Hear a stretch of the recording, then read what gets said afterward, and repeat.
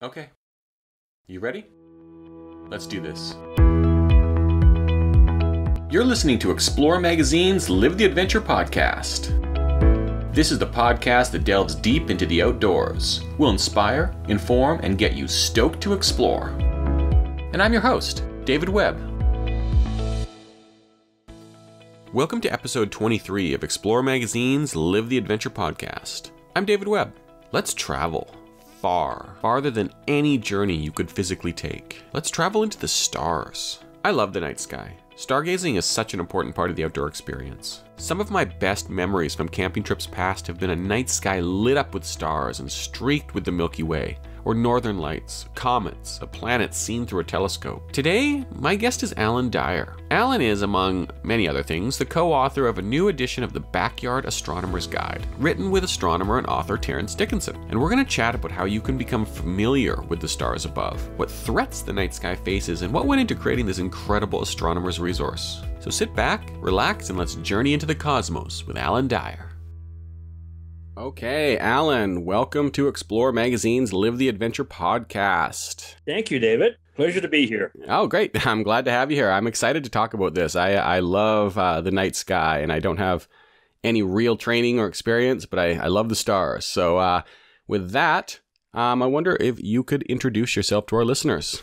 Well, I'm retired from many, many years of producing planetarium shows in Canada, first in Winnipeg as a young intern back in the 70s, a long time ago, and then in Edmonton for many years, and in Calgary most recently, but for quite some time, 20 odd years, until I retired from the Science Center in Calgary, the Telespark Science Center.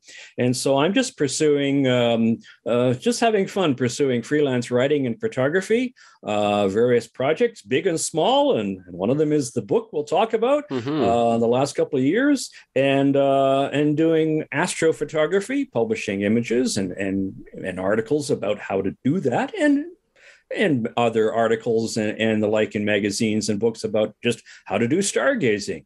It's been my passion for all my life since a little kid, and I'm just being very, very pleased in my lifetime to be able to kind of make a career of it. Planetariums are great places for anybody interested in stargazing to attend, but also to work. It's just wonderful. That's great. So I was doing that in Calgary and Edmonton mostly for the last few decades. Wow. So it's been a passion of yours since you were a kid, basically. Why? I don't know. In some senses, certainly with me, and I know with others, it's just genetic. There's a gene in there somewhere because I can't point to any one incident, as some people can. Like they saw Saturn through a telescope, or they saw an eclipse or something, and suddenly, or they were just out under a dark sky for the first time and just looked up and wondered, what is that? What are all those stars and the Milky Way? What is that? I've always been interested, but yet others do point to one particular exposure to the night sky, naked eye or through a telescope. They can say, boy, that clicked, that just sparked the interest. But I've always been interested in stargazing in the night sky, from being allowed to stay up late and watch the satellites, from the backyard in Winnipeg, growing up in Winnipeg, and so it's been my passion. And why? It's hard. Why does anyone have a passion or have an interest in this, that, or the other? It just resonates with you, and I find that it just adds so much to your enrichment of your life. Be able to be more aware of what's going on above you. It's half of what you can see around you is what's in the sky above you. So the more you're aware of what there is up there and what you can see, I think that it enriches your life all the more. And so you've spent a lot of your life sharing this passion with others as well. Like you said, you worked at the planetarium, and you're an author and photographer, and you contribute to various publications. And so that goes beyond just that spark. How did you forge a career out of this? You said you started as an intern, but how did that come to be? How did you forge this career in astronomy? Well, I was very fortunate in that in Canada, there's an organization called the Royal Astronomical Society of Canada. It's an organization of amateur astronomers and professional astronomers as well, but largely amateur astronomers. I forget the membership now, 6,000 plus or something across Canada. And there's lots of centers, clubs across Canada to join, or just to attend a meeting of as a guest when meetings were live, but they will be again at some point. But most of them are conducting, online lectures and events now. But back in the 60s and 70s, I was a member of young whippersnapper member of the Winnipeg Center of the RESC. And so you get tied in, networking, as we say now, tied into the astronomy community. And the planetarium had opened up in 68, I think. And a few years after that, wasn't right away, but a few years after that, there was a position open for a part-time person to operate the planetarium projector and present shows, not necessarily live shows to present live shows, but to operate the controls, because this was before the days of computers running everything. Right. You were the computer. And so I got a job as a part-time presenter there, again, through the connections in the RESC and the astronomy community. And they started up a position for the first time as for an internship, a year's internship to train you. And now it's a modest stipend but it was an opportunity to now work full time at the planetarium, learning under the tutelage of the full-time staff there.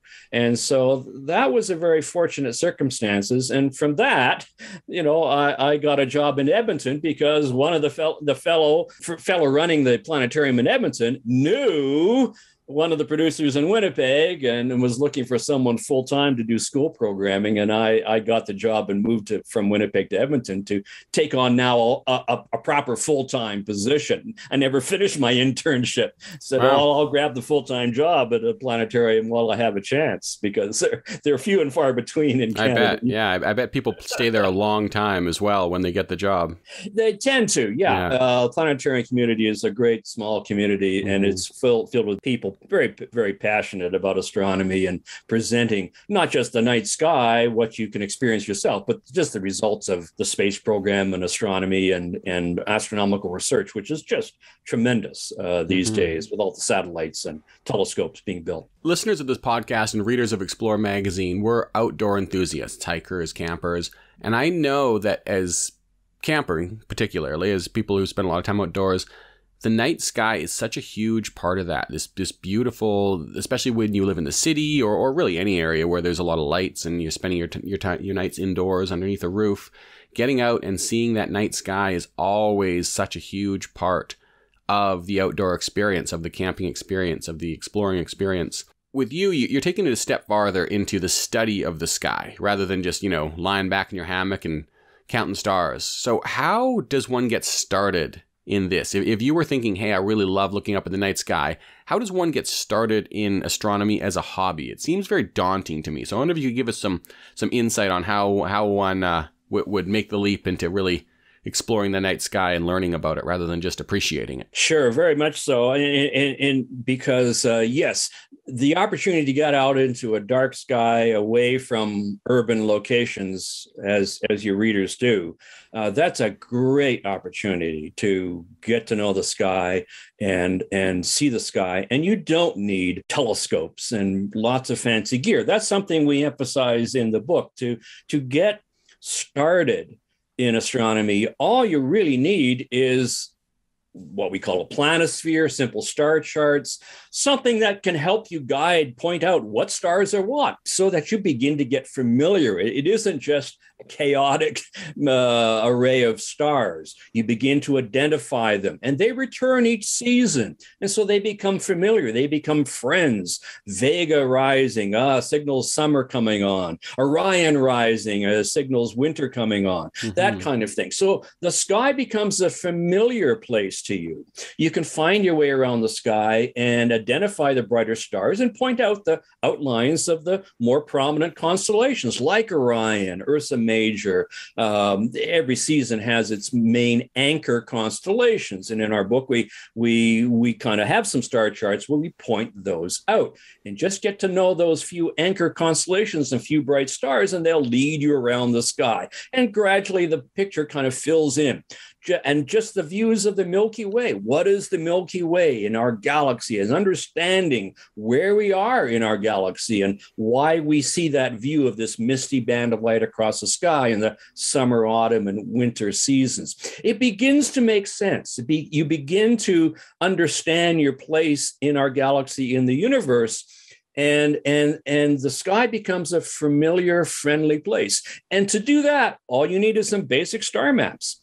And we recommend them in our book in terms of, it's more convenient to take a smaller star map or planisphere out there and take one along on a hiking trip and spend some time at night once it gets dark and just getting to know the night sky. If you got a pair of binoculars, great, because there's lots of things you can see with binoculars, nebulas and star clusters, and particularly along the Milky Way. Just scan along the Milky Way and you'll see much more than what your eyes can see. But you don't need, in fact, we recommend just people starting out or people that are just starting out, don't spend lots on a telescope because you got to know the sky first. If you get a telescope, what are you going to use it to look at? You can aim it at the moon. That's easy to find. It looks great. It's spectacular. But then after that, where are things? What can I look at? So you almost need a broader view then to start off with. You don't want to narrow in on things with a telescope. You want that broad view of understanding. Exactly. And you don't have to wait for that perfect, fantastic night out in a dark sky location. You can start to get to know the sky from your backyard. A suburban backyard, yes, it's light polluted, it's bright, but in some ways it makes it a little easier. There's not so many stars. And you can begin to now identify the brighter stars, and constellations like Orion show up, and just start to get familiar in your own backyard where you are now, and follow the sky through the seasons and see the constellations changing. Watch the moon, changing phase from night to night and see how it moves across the sky. Identify the planets. Jupiter and Saturn and Venus are very prominent right now in the evening sky. Watch them move from night to night and week to week, and Venus gradually disappears, and begin to see the cycles of what goes on in the sky. And it becomes familiar and becomes much more fascinating because you begin to understand what's going on. So when you say the night sky becomes familiar to you, when you walk out in your backyard, like you told me before the interview started, you live in rural Alberta, lots of big sky, big dark sky. When you walk out and you look up at that, clear night, new moon, blanket of stars, you look up at a sky of familiarity from your perspective. You look up and you can just you just know it. Would you say that's where you are? Yeah, very much so. You can recognize most of the constellations and some of the main objects in them. I was taking photographs of a star cluster in Cassiopeia or Perseus called the double cluster last night. You can see that with the naked eye. Orion was rising. You can see the Orion Nebula with the naked eye. The Milky Way is a great time of year in autumn for the Milky Way. It's all the way across the sky all night long. And that's the hallmark that's the wonderful thing about a dark sky. You can see the Milky Way. It's the fainter stars in our galaxy, distant stars in our galaxy. We live in this flat disk. And so, it becomes very familiar and to you. But it never becomes dull or uninteresting. It's always something that's wonderful to look at. And again, your readers will know that in terms of you go hiking, wonderful hike someplace and some beautiful scenic location. Well, that doesn't mean you're never going to do that again. Of course, you're going to go back to that location or another location or whatever and enjoy that and experience again and again. The dark night sky is like that as well. It's something you never tire of. Also, that there's lots of events going on in the sky as well. The sky does change, not just cyclically through the seasons, but there's special events, eclipses. We had an eclipse of the moon a couple of weeks ago. And there's a bright-ish comet beginning to appear in our sky, which may get brighter in the next couple of weeks before Christmas, and comet Leonard. And I haven't taken a picture of it yet. That's on my list for the next few nights if I get a clear morning. It's early morning sky. So there's always something different going on in the sky to attract your attention, or your cameras if you're into photography. Interesting. Earlier, just a few minutes ago, you said about how observing the night sky really helps you understand your place in the universe. I wonder if you could expand on that, on like what you feel that how it enriches your life, or if it does enrich your life, just to sort of understand where you fit in this infinite space in which we travel through.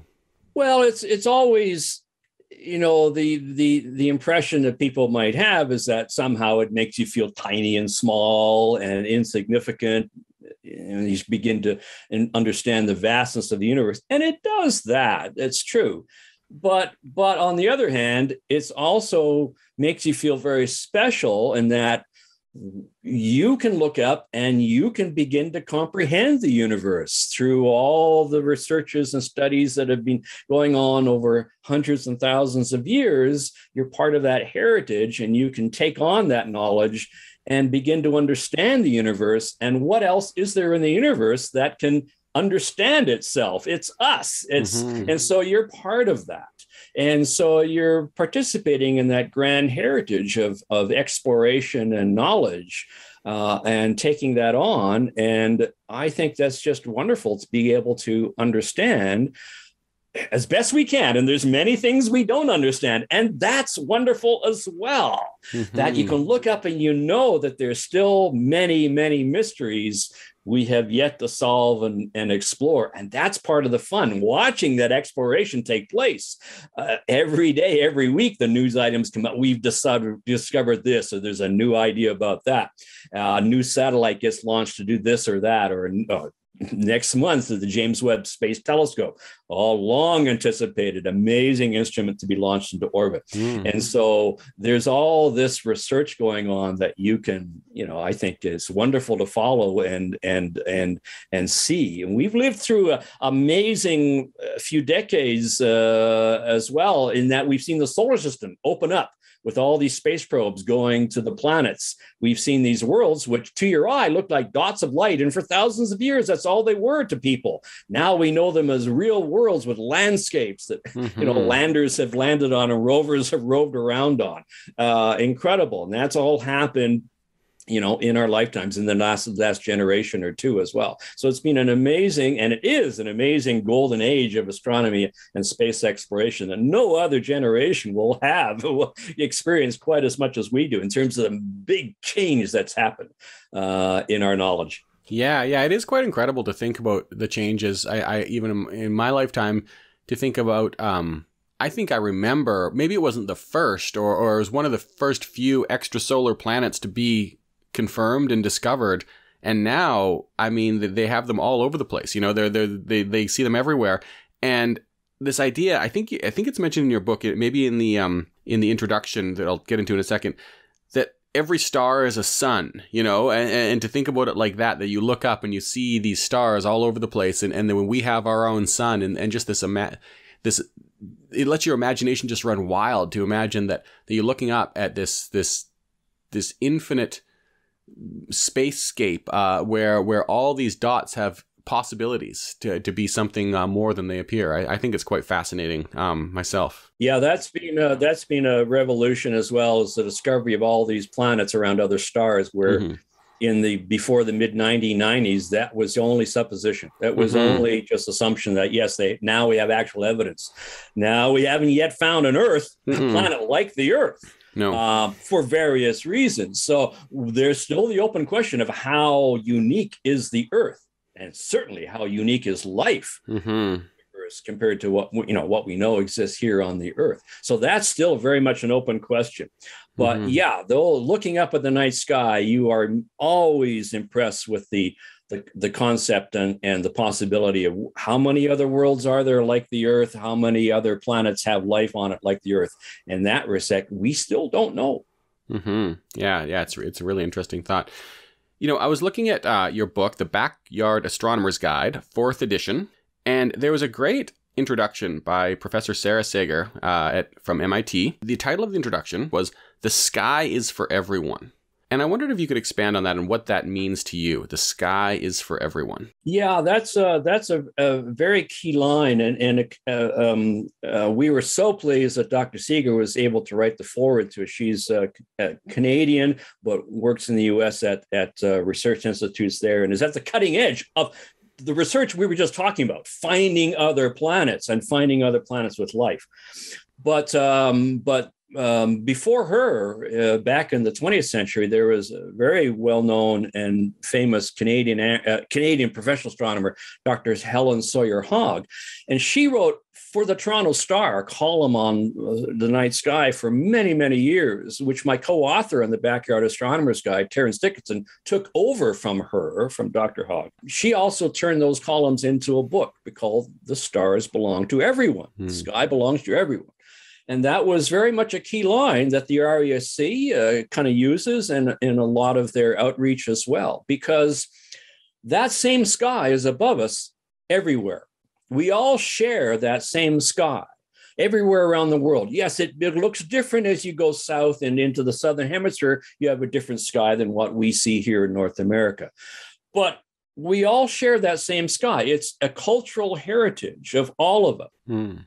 And all the cultures around the world have all told stories about what's up in the sky. It's all been important to their cultures in one way or the other for practical reason, telling time, telling the seasons and the like, but also great tales of what goes on in the sky, what we imagine went on in the sky. And so it's this wonderful cultural heritage that the sky does belong to everyone. And thus the concern about, we're losing the sky, and we're losing sight of the sky because of light pollution and other modern things in our lives. And so that almost, and we mentioned this in our book, is that the sky is a great sight of the sky is becoming a rare, opportunity and occurrence. And yet the interest in seeing the sky is higher than it's ever been. The interest in astronomy is higher. It's increasing in popularity. Yeah, very much so. In part, it is the COVID pandemic, spin-off of that, where people aren't able to travel as much. And so they just do what they can from their backyards or locally or whatever. And seeing the sky is something that you can now be transported millions of light years without going anywhere, as it were. And that's an interesting thought. Travel from your own backyard. I mean, it's the farthest you can possibly travel is with a telescope, right? yeah. And many hobbies have boomed in interest. But even before COVID, interest in amateur astronomy was certainly increasing because of social media and the barrage of incredible images that we see from space and the like, and space exploration, and just the dissemination of information more widely. But certainly in the last couple of years, sales of telescopes have increased tremendously, as sales of many things have, hobby-related items have, as well as people just have. They're not going as many places, and they're not spending their money on trips and travel as much. And so they're staying home and spending money on home-based hobbies. Well, your book's coming out at a good time then, for sure. Yeah, I wanted to talk about your book, the 4th edition. You co-authored it with Terrance Dickinson. What went into creating this? I was looking at it, and it is just a massive amount of information. I mean, I couldn't believe it. I felt like I was wading through it. I mean, it was great. It was very easy to, as a magazine editor, I appreciated a lot of the layout techniques that were used to make it very easily digestible. But the amount of information was just staggering. So I wonder if you could shed some light on what went into creating this book. Yeah, it's viewed by many people, amateur astronomers, and our faithful readers who have gone through all the different editions, as kind of an encyclopedic book that they refer to time and time again because it is so rich in content. This is the fourth edition. The first came out in 1991, and each edition has roughly every decade has expanded physically, gotten bigger, more pages, and expanded in coverage as well. This edition, we added more star maps and star charts and finder maps to help you find things in the sky as well. And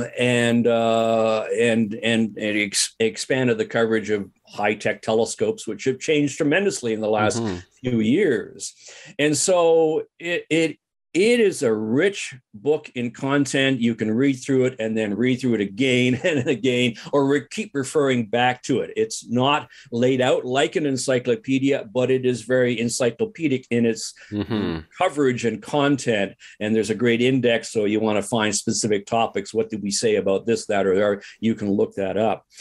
It follows up on a book, an earlier, but still in print and gone through several editions itself, book by my co-author Terrance Dickinson called Night Watch. One of the most popular beginner guides to amateur astronomy and stargazing that's ever been in print, and it's still selling very well. It came out first in the early 80s. And Terrance approached me in 1988, about doing a sequel to Night Watch, a more advanced sequel. Someone who has Night Watch, has gone through the school of Night Watch, as it were, and wants to get more serious about the hobby and invest more in equipment and like. And so he invited me on as a co-author, and we've co-authored and revised the book ever since through various editions. And the latest one is out this autumn in 2021, but it's been a lockdown project for all of us over the last couple of years to produce it and get it out on the market. I can imagine it is incredible amount. So, in chapter 1, amateur astronomy comes of age. I thought that was really interesting, and we've touched on this a little bit in terms of the popularity and like you said, the availability of high-tech telescopes. But I wonder if you could expand on that in terms of the 21st century, 2021 amateur astronomy. What is new as opposed to 30 years ago? Is it the equipment? Is it the knowledge? Is it everything? What is new in terms of in terms of what is a very ancient pastime, an ancient study, I should say? Yeah, it's all of the above, in that our knowledge is so much more now than it was. So we know more about what it is we're looking at through our telescopes or just unaided eye. We have a greater perception of our place in the universe through all the research that's been done. But the telescopes, the hardware in the hobby has evolved tremendously in the last 30 years, even in the last 10 years since the last edition, in terms of computers. The same mobile technology that's changed our lives with phones and tablets and things like that. That's worked its way into the hobby in terms of computer-controlled telescopes and being able to find things more easily and connect them to the computers and the photography side of it as well. A tremendous change from shooting on film when you didn't know what you got until days or weeks later to the digital cameras of today. And so that's made that aspect of the hobby, photographing the night sky, much easier than it ever was. So many more people getting into that because they've got the cameras already that can do a very good job in capturing the night sky.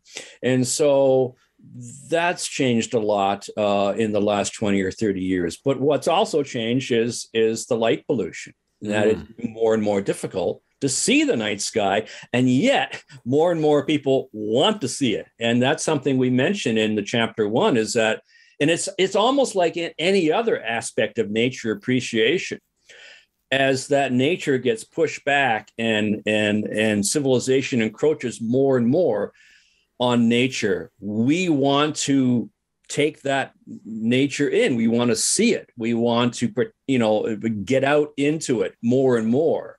And so all kinds of interests in nature appreciation have increased in the last 20 or 30 years, just at the time when it's becoming harder and harder to get at nature and be part of nature. And we're more and more separated from it in our high-tech and isolated lives in cities. You know, it's interesting. I was looking at the book, and there's a chapter, The Eroding Night Sky, and it caught my attention. We did a little article in Explore magazine earlier this year about the International Dark Sky Association and looking at streetlights and advancements in technology in streetlights with LEDs versus the old ones blotting out the night sky. And it's very interesting to look at that from your perspective. I never really thought about it as encroachment on nature in the same manner as, say, you know, housing developments and urban developments and highway developments and resource extraction encroaches on nature in that it might, you know, result in a clear cut of a forest or a mining operation.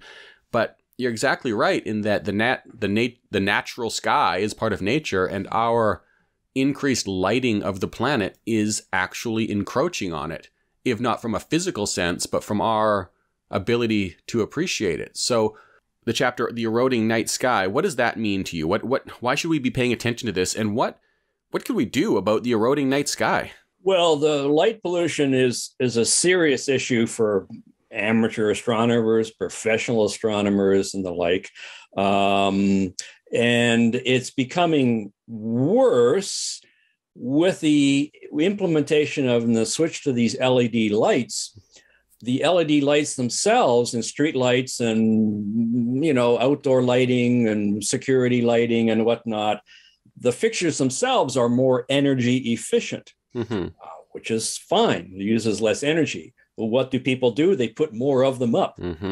You know, and so I don't know how much energy we're really saving. Yeah.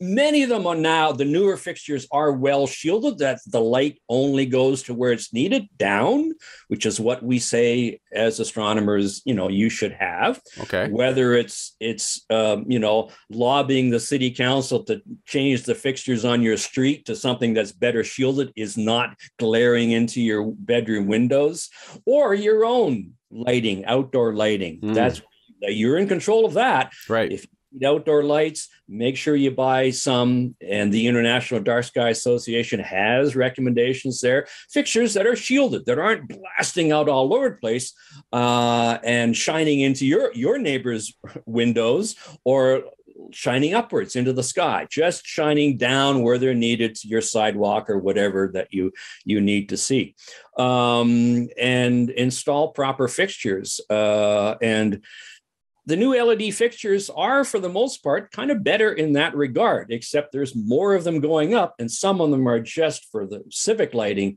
are just overly bright and glaring.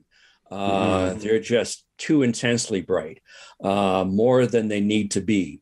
And they're very blue as well. And then they turn the night into daylight, right, which people might think is good, but we then lose the night. We even lose the ability, you know, it can affect the health of people, and that we no longer have anything that looks like night. And we need that night. We need that darkness. We do. Animals and creatures do. Insects do. And so it's not just saving the night sky. Amateur astronomers and professional astronomers aren't going to do anything in terms of convincing cities and whatnot to, just for the sake of our stargazing. I mean, we're a small number of people, and we can make the case as much as possible. And we do. We do lobby political areas and civic councils and things like that, and make changes. But the argument can be made that it is seriously affecting the ecology. It is destroying insect populations, and we need those insects. It's destroying bird populations, and just by ruining the night, by eliminating the night. Animals and creatures need those night hours and the darkness for their health and well-being and their ecology. And we're kind of destroying that. You know, it's lit up buildings are just attracting and killing birds by the millions. And there's no need for that. Turn off the lights. We don't need those lights on. Yeah, it's an interesting thing what you touched on about the lighting. I believe there's something, it's called Jevon's paradox, where it says when technology increases in efficiency, the demand and consumption also rises. And we see that with a lot of our technologies, whether it's electric cars, and then we're like, okay, let's build the biggest, most powerful electric car we can possibly build. Or, but I never thought about it in terms of lighting, where it's like we've got these LEDs that are just using, a fraction of percentage of the power that these old sodium lights or these old incandescent lights used to burn up. So it's like, let's light the world up with them. And looking at it from a perspective of emotionally what we lose, but also ecologically, the dangers are very interesting.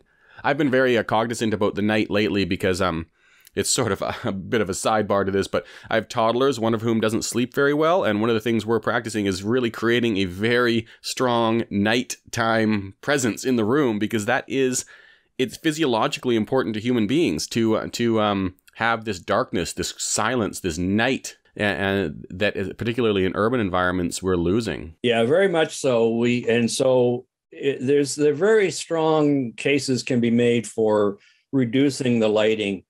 Not getting rid of it entirely, but reducing the lighting and using more shielded lighting and less of it, only using it when you need it and where you need it. And it saves the environment, saves energy, and saves wildlife, and also gives us darker skies that we can just appreciate and enjoy all the better. And again, it's this odd conundrum where at the time when the sky is becoming less and less visible, more and more people want to see it. In a sense, because it's become a rare sight. Jumping further into the book, I'm looking at this book and it's over 400 pages. What were your favorite parts of creating the book? What was your favorite section? What is your particular passion within this niche? Oh gosh, it's hard to say. All of it was fascinating to revise, and we took the old text and old images. We almost changed every image, so that was fun to do, picking out all the new images to replace the older ones, but revising the text to bring it up to date. And there was a surprising amount that had to be done. You'd think the sky hasn't changed. It has in that time, in the last 10 years. And of course, the equipment and photography techniques have changed tremendously, but even the sky has changed. So it was fun and surprising going through it and thinking in chapters like about the moon or about the planets or something like that, or the constellations. You think, wow, nothing's changed. Oh, it has. So how has it changed? I mean, we talked about light. We talk about light pollution. We talk about maybe there's more satellites up there. We talk about that. But are you talking about the natural sky itself has actually changed? We needed to update it and say for the planets. Okay. What has Mars been doing in the last 10 years? We had a very close opposition to Mars, a couple of years ago or last year. The planets have changed. The rings of Saturn have changed, and the red spot on Jupiter has done things. So we needed to put references in about those changes that have happened in the last 10 years and what might happen the next few years. Comets, have come and gone. And we had one, a great one in the summer 2020. And so we need to, put information. In fact, the cover picture is of that comet Neo. And things like that have changed. But also in the unaided sky, the sky you just look up by and just used with your naked eyes to see. In the old edition of the book, we were talking about the space shuttle. Well, right, yeah, it doesn't fly anymore, and we were talking about a group of satellites called the Iridium satellites, which produce nice bright flares from time to time that amateur astronomers kind of enjoyed watching, and those stopped. Those were all deorbited and no longer exist. But now we have these Starlink satellites going up every couple of months, 60 at a time, and you can see them parading across the sky. And they're another concern about light pollution and orbital debris and what we're doing to the sky above us as well. And so that's emerged in the last 2 years as well. So things like that, it's amazing how much has changed. So it was fun going through it and looking and taking the old text and realize, that's no good. That has to be changed. That doesn't apply anymore, and revising it. Yeah, that's really interesting.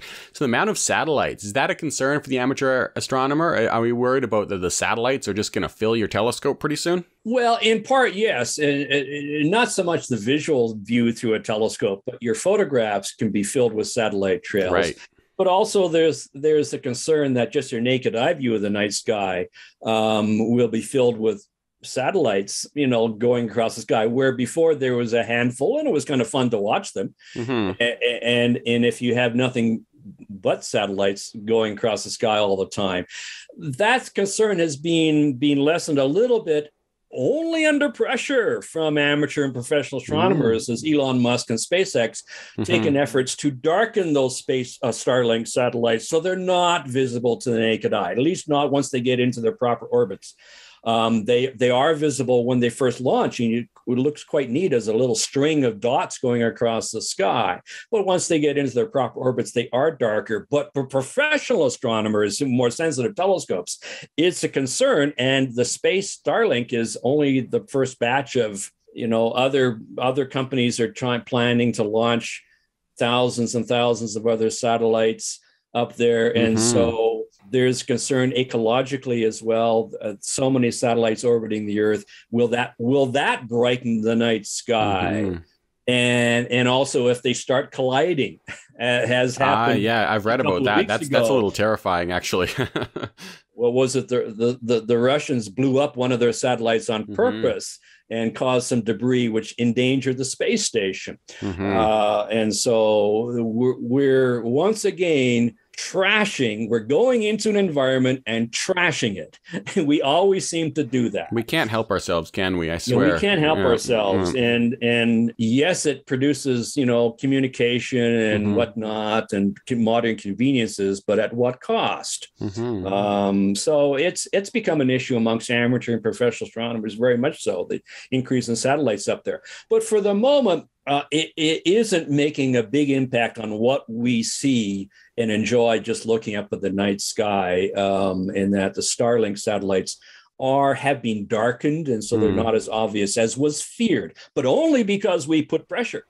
That's interesting. That's nice to know that they're listening, though, to be honest. I mean, that there's enough of a voice from the astronomy community that you can affect some change.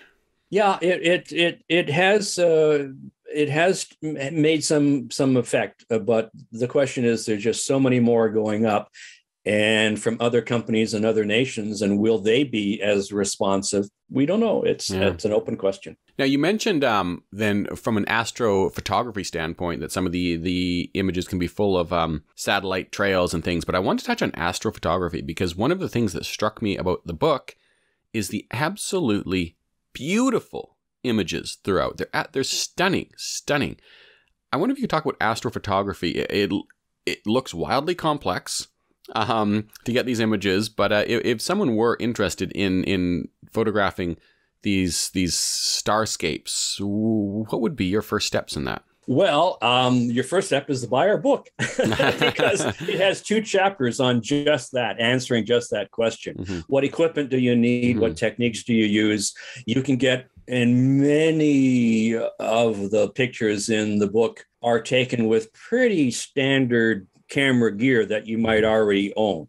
There are some that are taken with very specialized gear, but a lot of it, somewhat on purpose, is a lot of the pictures were selected from my own library and from others, astrophotographers, to be the kinds of pictures that you could take yourself with kind of off-the-shelf equipment, what you might already own or could purchase at the local camera store without a tremendous investment, and gets going in astrophotography. And we outline in what is there, chapter 17, step by step, what you need to do. Start this. Don't leap in right away to try to take hour-long exposures of, such and such a nebula. Start slowly, camera on tripod. You can do some nice nightscapes that way. The cover picture is just that kind of picture, taken with a camera on a tripod, nothing fancy, nothing tracking the sky, no specialized astronomy gear. Wow. and you can go step by step through it, because otherwise you leap in too much, too fast, too far, and it becomes overwhelming. So start slowly in that, and then work your way up. And if you find yourself fascinated by it, because you can get hooked very easily in astrophotography. When you see those images come up on screen that show you more than what your eye can see, that's the whole point. That long exposure is capturing the Milky Way more than your eye can see. And once you get hooked, oh, now I want to get this. Now I want to get that. Great, go for it. But take it step by step and work your way into the hobby. And we provide very specific advice in terms of cameras and mounts and tracking mounts and brands and that kind of thing. A very specific buyer's guide to astrophotography gear to help you ease your way into the hobby step by step. Yeah. I have toyed around with astrophotography a little bit. No, I actually more like big scenic nightscapes and stuff. And I remember one of my fondest memories was in Quetico Provincial Park in Ontario. It was very dark sky, new moon kind of thing, and a blanket of stars. And I set my camera up and took a long exposure. I didn't really even take much time to set it up. I was like, oh, I'll get a picture of these stars. And like you said, when the photo came out, it illuminated more than I could see, the colors and the depth and stuff. And it just fascinated me. And then also by using that photo, I could start to see more as almost as a reference, I was like, oh yeah, I do see where it's pulling that gold color out. I do see where it's pulling that green color out and stuff like that. It was really interesting to me, and certainly I appreciate the approach you take in your book, whereas you start from the earlier chapters of just looking up at the sky, simple, could be just a paper star chart, all the way towards the end, and astrophotography, I believe, is near the end because it is so complicated.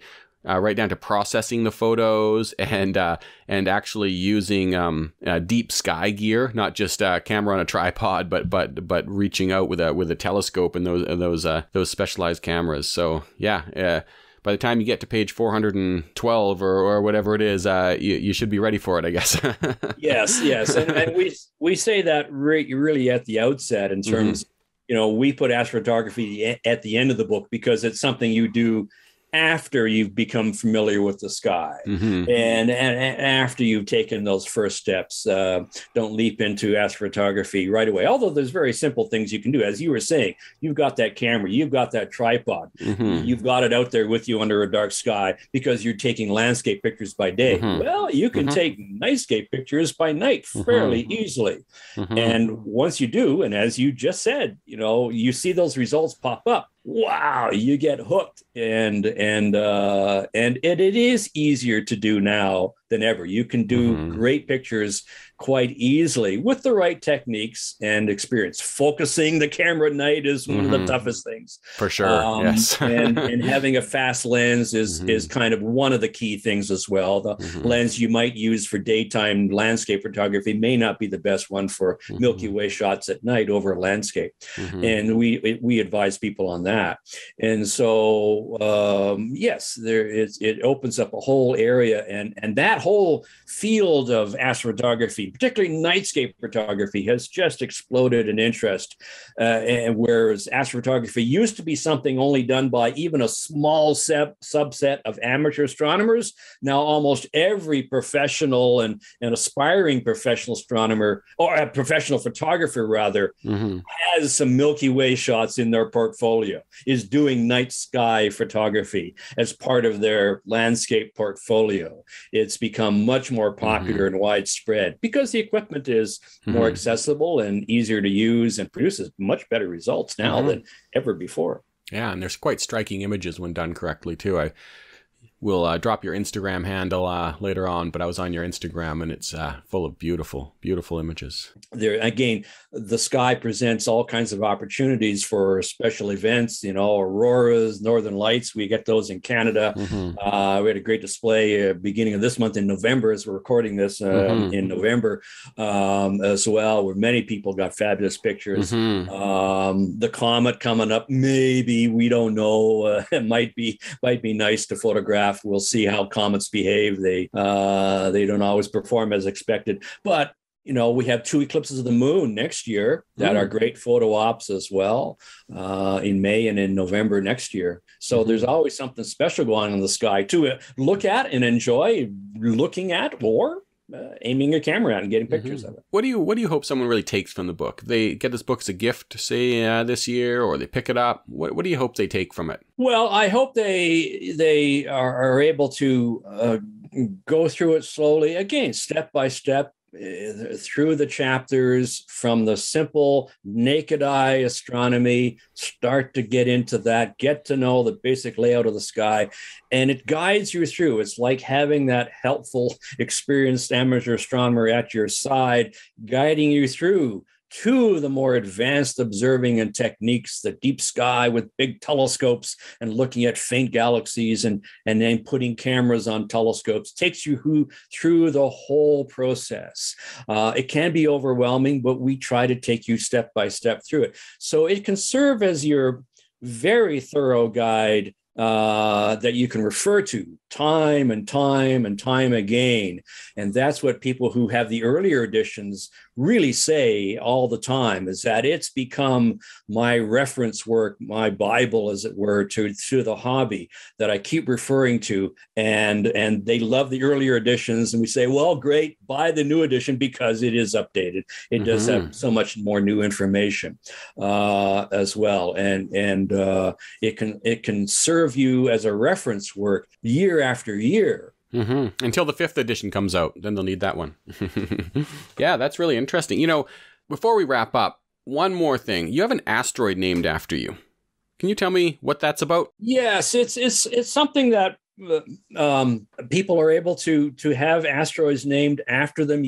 If you discover an asteroid, and I've not done that, so but there are others, amateur and professional astronomers, that discover asteroids, and that if you discover one by taking pictures of the night sky, and you see a little moving dot, and it's something that hasn't been known about before, and it's got a new asteroid, it's got a new orbit, you have the privilege of suggesting a name for it. And a fellow amateur astronomer here several years ago, Andrew Lowe, was involved with looking at photographs of star fields and finding asteroids in them. He wasn't taking the pictures himself. That's fine. You don't have to, but finding asteroids that no one knew about before. And then proposed my name to one particular asteroid, 78434. So it's the 78,434 asteroid in the catalog. And there's 100,000 plus. And so not all of them have names, but discoverers can propose names.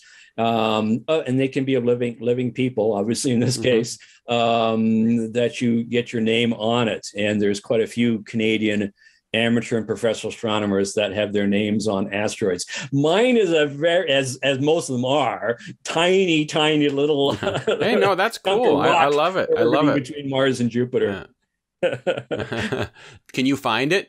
Can you see it? No, I've never seen it. In fact, that's so faint, I don't think it's even within range of my cameras and telescopes to photograph. But it's out there. It's out there.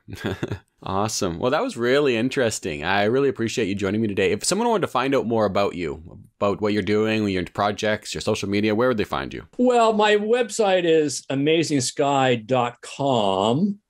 Great. And URL. There's galleries of my pictures there, and bio and things like that. So amazingsky.com is the main website, and information about books that I've written, ebooks, and the current new Backyard Astronomer's Guide print book.